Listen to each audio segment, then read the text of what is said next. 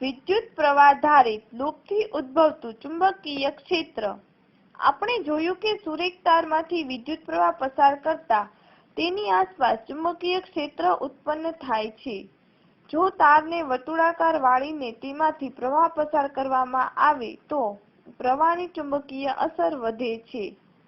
આકૃતિમાં વર્તુળાકાર લૂપ રિંગમાં પ્રવાહ પસાર કરતા તેના દ્વારા ઉત્પન્ન થતું ચુંબકીય ક્ષેત્ર દર્શાવ્યું છે। લૂપના તારની નજીક ચુંબકીય ક્ષેત્ર રેખાઓ વર્તુળાકાર છે। જેમ જેમ તારથી દૂર જઈએ તેમ તેમ આ વર્તુળો મોટા થતા જાય છે અને લૂપના કેન્દ્ર આગળ આ વર્તુળો સુરેખ બની જાય છે।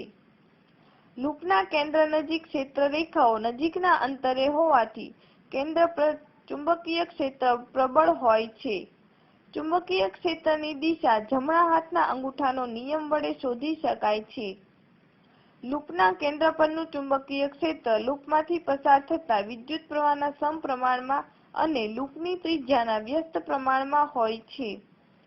જો રિંગ ખૂબ જ પાસે રહેતા n આંટાઓની બનેલી હોય તો રિંગના કેન્દ્ર પર ચુંબકીય ક્ષેત્ર n ગણું પ્રબળ બને છે।